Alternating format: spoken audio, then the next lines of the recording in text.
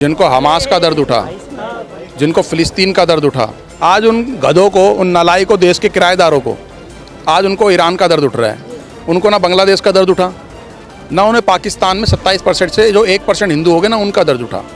बांग्लादेश के अंदर माँ के सामने बेटी को और बेटी के सामने माँ का बलात्कार हुआ। कोई एक भी किराएदार इस देश का गोल टोपी वाला आकर के सामने नहीं बोला, ये गलत है। नमस्कार, मैं मेघा, स्वागत है आपका डेली न्यूज़ इंडिया पे। ईरान और इजराइल के बीच में जो ये युद्ध चल रहा है, जैसे कुछ दिन पहले भारत पाकिस्तान के बीच युद्ध चल रहा था, उसमें ट्रंप अपनी टांग अड़ा रहे थे, वैसे ही अब इसमें भी अपनी टांग अड़ा रहे हैं। एक तरफ वो इजराइल का समर्थन करते हैं, एक तरफ G7 समिट खत्म होते ही कट ऑफ मार लेते हैं। तो इस पे जनता की क्या राय है, आज हम उसी पे बात करेंगे। क्या नाम हो सर आपका? जय श्री राम, जय गौ माता की, भारत माता की जय। मेरा नाम विजय कट्टर हिंदू है जी।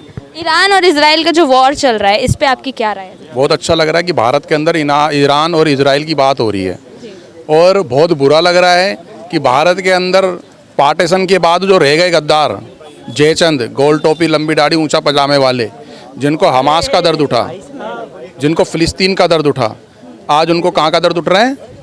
आप बताइए पत्रकार महोदय, हम तो राय बहुत वाइड देख रहे हैं। आज उन गधों को, उन नालायकों देश के किराएदारों को आज उनको ईरान का दर्द उठ रहा है। उनको ना बांग्लादेश का दर्द उठा, ना उन्हें पाकिस्तान में 27% से जो 1% हिंदू हो गए ना उनका दर्द उठा। बांग्लादेश के अंदर माँ के सामने बेटी को और बेटी के सामने माँ का बलात्कार हुआ। कोई एक भी किराएदार इस देश का गोल टोपी वाला आकर के सामने नहीं बोला, ये गलत है। ना उन्हें इस भारत देश के अंदर, कश्मीर के अंदर जहाँ पर जेनोसाइड हुआ हिंदुओं का, मस्जिदों से अलाउंसमेंट करके मारा गया, चिन्हित करी गई किसकी बेटी कौन रखेगा, या भाग जाओ, तब भी उनको दर्द नहीं उठा, लेकिन उनको ईरान का दर्द उठ रहा है। तो हम, हमारे जो पड़ोस में जितने भी गोल टोपी वाले रहते हैं, या हमारे पाले हुए, या हमारे किराए पर, या हमारी दुकान के किराए पर जो रह रहे हैं, तो इन लोगों को सोचना चाहिए। इन लोगों को कभी मेवात दंगे का दर्द नहीं उठा, दिल्ली दंगे में कितने हिंदू मारे का दर्द नहीं उठा, बंगाल के अंदर 27 घर जला दिए हिंदुओं का तब नहीं उठा, कर्नाटक, केरल के अंदर हिंदू प्लान कर रहा है उसका दर्द नहीं उठ रहा, भारत के 9 राज्य इन्होंने इस्लामीकरण करने की तैयारी कर दी है इन्होंने, जहाँ पर हिंदू खत्म होने के कगार पर है, वहाँ का दर्द नहीं उठा। हिंदुओं के घरों में दिल्ली के अंदर ही, जहाँ पर मैं खड़े होकर के बैठ दे रहा हूँ, जामिया, अब्दुल फजल, बटलाउद जैसे एरियो में, खड्डा कॉलोनी जैसे एरियो में हिंदुओं के दरवाजे पर्चे लग जा रहे, तो पड़ोसी मुसलमान को दर्द नहीं उठता। सालों को दर्द कितने किलोमीटर का उठ रहा है, कितने किलोमीटर का उठ रहा है? तो इन भड़ुओं से मैं बेना बोलना चाहता हूँ, साले इतने ही बड़े मर्द हो, पासपोर्ट है, साले गाड़ी है, अगर तुम इतने ही बड़े मर्द हो ना, बढ़ जाओ ना ज़बरदस्ती अंदर, कौन रोक रहा है? पानी से साले कूदो, मारो डुबकी, साले निकल जाओ तैर करके, इतने बड़े अपने आप को मर्द बता रहे हो। भारत के अंदर इन लोगों ने अपने बहन जो 10-10, 5-5, 6-6 बच्चे जो साले रेडियाँ लगा रहे हैं, जो पिंचर लगा रहे हैं, ये अपनी बच्चों को सही शिक्षा तो दे ही नहीं रहे वहाँ पर, कि इस देश के अंदर पढ़ा लिखा करके कि बड़े अधिकारी, बड़ा अफसर बनाए, इस देश का राष्ट्रभक्त बनाए, देशभक्त बनाए, इस देश के लिए मर मिटाए, वतन के लिए, भारत भूमि के लिए मर मिटे। ऐसे नहीं तैयार करेंगे लोग, लेकिन सालों को कभी ईरान का, कभी इराक का, कभी गाजा का, कभी साले फिलिस्तीन का, इसका दर्द उठेगा। और यही साला पाकिस्तान के अंदर जब इस तरीके से पाकिस्तान ने इतनी काराना हरकत करी वहाँ के गद्दारों ने आकर के, तब भी दर्द नहीं उठा।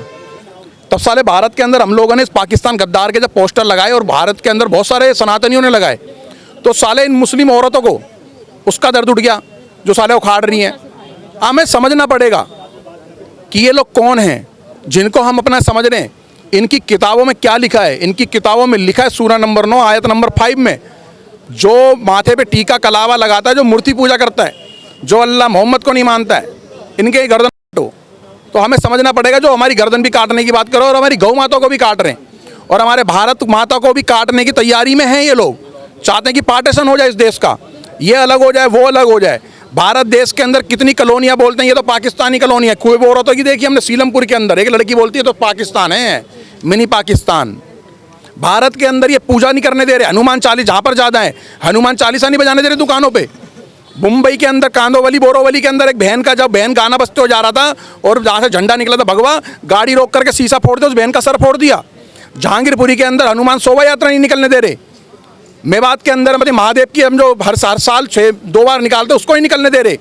कश्मीर में इतने लाखों मिलिट्री आर्मी तैनात करनी पड़ रही है, ये वहाँ नहीं निकलने दे रहे।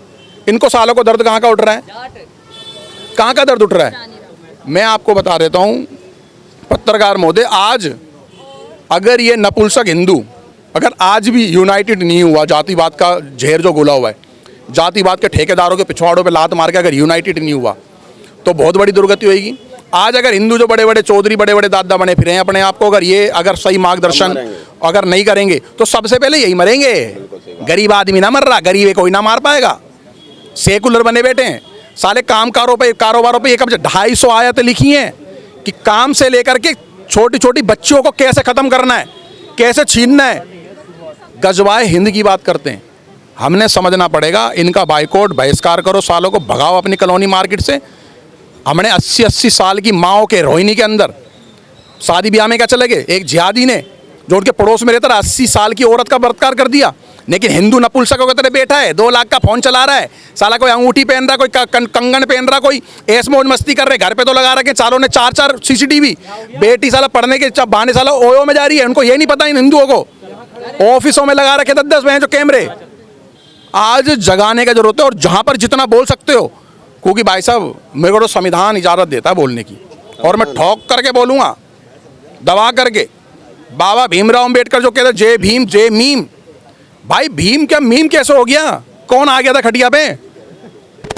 कितने मदरसों में, कितनी मस्जिदों में जो एजेंडा चला रहे हैं इस देश को गजवा हिंद का, हमारे ही बाजुओं को काट करके, जो हमारे हिंदू भाइयों को दलित का टेक दे करके, इन लोगों ने हमारे भाइयों को कमजोर करने की और हमारे भाइयों को हमसे अलग करने की जो राजनीति कर रखी है।